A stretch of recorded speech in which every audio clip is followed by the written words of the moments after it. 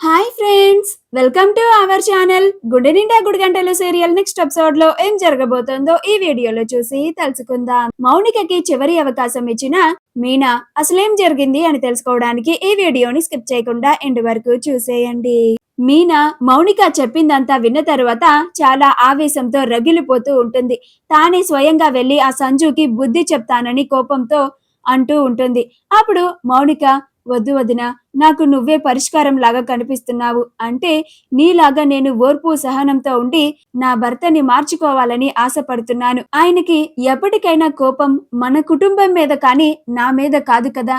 ఎప్పటికైనా ఆయన తప్పుని ఆయన తెలుసుకొని ఒక మనిషిలాగా మారుతారు అని నేను నమ్ముతున్నాను వదిన అని అంటుంది. అప్పుడు మీనా మౌనిక అంతలాగా బ్రతిమిలాడేసరికి, సరే మౌనిక, నువ్వు చెప్తున్నావు కాబట్టి, ఇంతలాగా అడుగుతున్నావు కాబట్టి నేను నీకు చివరి అవకాశాన్ని ఇస్తున్నాను. ఇంకొకసారి నేను నిన్ను ఇలాంటి పరిస్థితుల్లో చూశానంటే మాత్రం ఇక ఒక్క క్షణం కూడా ఆలోచించను. నిన్ను మన ఇంటికి తీసుకొచ్చేస్తాను. ఆ సంజుని ఊరికే వదిలిపెట్టాను. అలాగే మీ అన్నయ్యకి ఆ సంజు చేసిన తప్పులన్నిటినీ చెప్పేస్తాను అని అంటుంది. అప్పుడు మౌనిక, అలాగే వదినా అని అంటుంది. అప్పుడు మీనా, మరి ఇప్పుడు మీ ఇంటికి ఎలా వెళ్తావు మౌనిక? పోనీ ఈ రోజు మన ఇంటికి రా, రేపు ఉదయాన్నే వెళ్దు గాని అని అంటుంది. అప్పుడు మౌనిక, వద్దు వదినా, నేను నా అత్తగారింటికే వెళ్ళిపోతాను అని అంటుంది. అప్పుడు మీనా, ఇంత రాత్రి వేళ ఒక్కదానివే ఎలా వెళ్తావు మౌనిక? పోనీ నేను డ్రాప్ చేయనా అని అంటుంది. అప్పుడు మౌనిక, వద్దు వదినా, నీకెందుకు శ్రమ, నేను వెళ్తాను అని అంటుంది. అప్పుడు మీనా, నిన్ను డ్రాప్ చేయడంలో నాకేం శ్రమ ఉంటుంది? నన్ను డ్రాప్ చేయనివ్వు, రా బండెక్కు అని అంటుంది. అలా మౌనికని మీనానే దగ్గరుండి తన అత్తగారింటి దగ్గర దింపి తిరిగి ఇంటికి వచ్చేస్తుంది. మౌనిక పెట్టుకున్న లాంటి Pranav art south Indian gold plated with Lakshmi గోడేష్ ప్యాటర్న్ జిమ్కి మీకు కూడా కావాలా? అయితే వెంటనే స్క్రీన్ మీద డిస్ప్లే అవుతున్న షాపింగ్ అకౌంట్ కానీ డిస్క్రిప్షన్ లో ఉన్న లింక్ ని క్లిక్ చేసి కానీ వెంటనే మీ ఆర్డర్ ని ప్లేస్ చేసుకోండి. మరుసటి రోజు ఎప్పటిలాగానే రోహిణి రెడీ అయ్యి పార్లర్ కి బయలుదేరుతూ ఉంటుంది.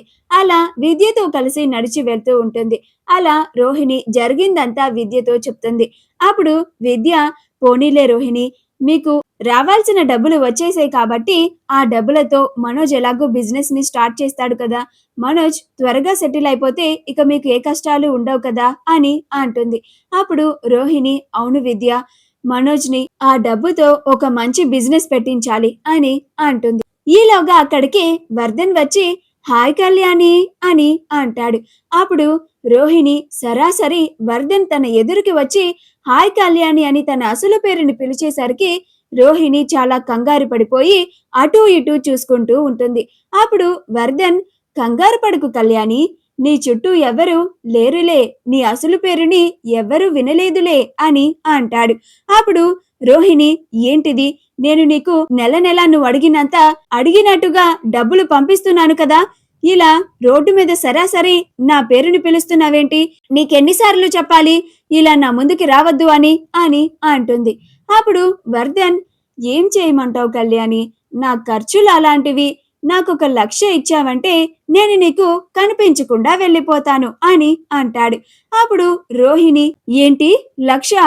ఈ నెల పేమెంట్ నీకు ముందే పంపించేశాను కదా, మళ్ళీ ఇప్పుడొచ్చి 1,00,000 అడుగుతున్నావేంటి అని అంటుంది. అప్పుడు వర్ధన్, చెప్పాను కదా కళ్యాణి, ఖర్చులు అలాంటివి అని, నువ్వేం చేస్తావో నాకు తెలీదు. రేపటిలోగా నాకు నువ్వు 1,00,000 పంపించాలి, లేకపోతే నేను మీ అత్తగారింటికే వస్తాను అని, బాయ్ కళ్యాణి అని చెప్పి వెళ్ళిపోతాడు. మా వీడియో కనుక మీకు నచ్చినట్లయితే లైక్ చేయండి, షేర్ చేయండి, మా ఛానల్ ని సబ్స్క్రైబ్ చేసుకోండి, పక్కనే ఉన్న బెల్ ఐకాన్ ని క్లిక్ చేయడం మాత్రం మర్చిపోకండి.